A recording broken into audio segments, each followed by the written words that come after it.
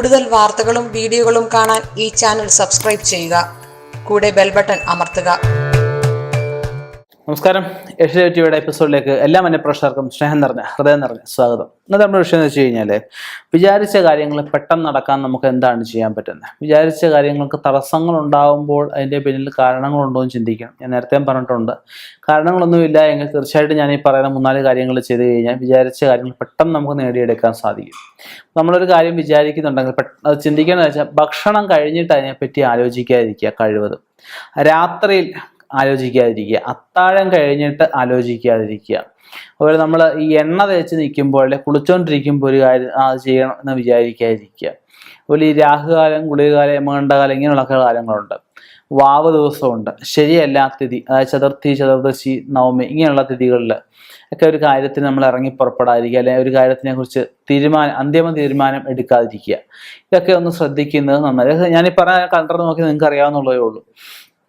പിന്നെ നമ്മൾ വിചാരിച്ച കാര്യം നേടിയെടുക്കാനായിട്ട് നമ്മൾ ഒരു 11 നാണയം ഒരു വെളുത്ത തിരിച്ചിലേക്കകത്ത് കിഴികെട്ടിയിട്ട്, നമ്മൾ എന്താണ് കാര്യം ഉദ്ദേശിക്കുന്നത്, രാവിലെ അതിൻ്റെ ഫുൾ ശുദ്ധമായിട്ട് നമ്മൾ പ്രാർത്ഥിക്കുമ്പോൾ ഈ നാണയം കിഴികെട്ടിയത് ഒരു കിഴിക്കകത്ത് ശുദ്ധമായിട്ടുള്ള വെളുത്ത അവല് നമ്മുടെ പൂജാമുറിയിൽ എവിടെയെങ്കിലും ഒരു പാത്രത്തിലോ അല്ലെങ്കിൽ ഇട്ട് തൂക്കിയിടുകയോ എന്തെങ്കിലും ചെയ്യാം.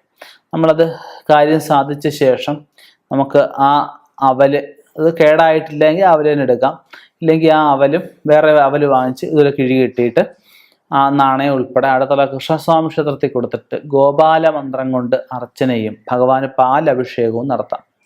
പിന്നെ ചെയ്യാൻ പറ്റുന്നൊരു കാര്യം, നമ്മളൊരു കാര്യം ചിന്തിക്കുമ്പോൾ തന്നെ നമ്മുടെ കുടുംബദേവതയ്ക്കും ദേശദേവതയ്ക്കും ഓരോ നാണയം ഒഴിഞ്ഞ് എന്തെങ്കിലും വഴിപാട് ഉദ്ദേശിച്ച് മാറ്റിവെക്കാം.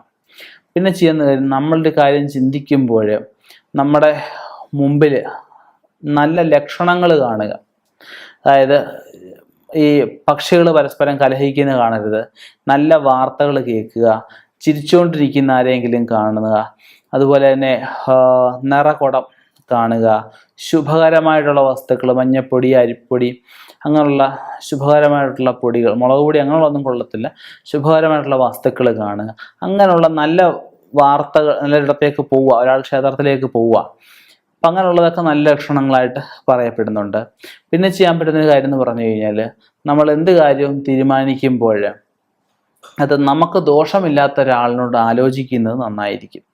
പിന്നെ നമ്മൾ ഒരു കാര്യം ചിന്തിച്ചതിന് ശേഷം അത് രാവിലെയോ വൈകിട്ടോ ആണ് നമ്മൾ ചിന്തിക്കുന്നത്, നടപ്പിലാക്കണം എന്ന് ആഗ്രഹം ഉണ്ടെങ്കിൽ സന്ധ്യയ്ക്കൊക്കെയാണ് വിളക്ക് കത്തിച്ച് ഭഗവാനോട് അത് പ്രാർത്ഥിക്കാവുന്നതാണ്. പിന്നെ ചെയ്യാൻ പറ്റുന്നൊരു കാര്യം എന്താണെന്ന് വെച്ച് കഴിഞ്ഞാൽ, നമുക്ക് ഹനുമാൻ സ്വാമി ക്ഷേത്രത്തിൽ നമുക്ക് നാണയം ഓരോ കവറിൽ ഓരോ നാണയമാക്കിയിട്ട് 101 നാണയം, അല്ലെ 108 നാണയം, അല്ലെ 56 നാണയം ഒരുമിച്ചത് പിൻ ചെയ്തിട്ട് ഒരു പ്ലാസ്റ്റിക് കവറോ അല്ലെങ്കിൽ സാധാരണ പേപ്പർ അകത്തോ പൊതിഞ്ഞ് പരസ്പരം സ്റ്റാപ്ലർ ചെയ്താൽ മതി. ഓരോന്നിലും ജയ് ശ്രീറാം, ഓം വീര ഹനുമതി നമ ഇത് എഴുതി നമ്മൾ ഒരു നാണയം അതിനായിട്ട് ഒഴിഞ്ഞ് മാറ്റി വെക്കാം. അല്ലെങ്കിൽ നമ്മൾ കാര്യത്തിന് ഇറങ്ങുന്നതിന് 1-2 ദിവസം മുമ്പായിട്ട് നമ്മൾ ഈ പറഞ്ഞ അത്രയും സംഖ്യ നാണയം പരസ്പരം സ്റ്റാപ്ലർ അടിച്ച് ഇത് ഹനുമാൻ സ്വാമിക്ക് കൊണ്ട് ചാർത്തി അവൽ നിവേദ്യവും ഹനുമാൻ സ്വാമിയുടെ വായു ഭഗവാനെ സൂചിച്ചുകൊണ്ടുള്ള വായുസൂക്തം കൊണ്ടുള്ള അർച്ചന, ഒരു ഹനുമാൻ സ്വാമിയുടെ വലിയ മാലാ മന്ത്രം കൊണ്ടുള്ള അർച്ചന, കദളിപ്പഴ നിവേദ്യം ഇതൊക്കെ നമുക്ക് നടത്തിക്കൊണ്ട് ശ്രമിച്ചു കഴിഞ്ഞാൽ ഈ കാര്യം സാധിച്ചെടുക്കാവുന്നുള്ളതേ ഉള്ളൂ. പിന്നെ ശിവക്ഷേത്രത്തിൽ നമ്മൾ പോയിട്ട് അൻപറ എന്ന് പറഞ്ഞ വഴിപാടുണ്ട്. നമ്മൾ വലിയ കാര്യങ്ങൾ, വലിയ നേട്ടങ്ങളുള്ള ഒരുപാടൊക്കെയാണ് കാര്യങ്ങൾ നേടിയെടുക്കാനുള്ളതെന്നുണ്ടെങ്കിൽ അൻപറ വഴിപാട്.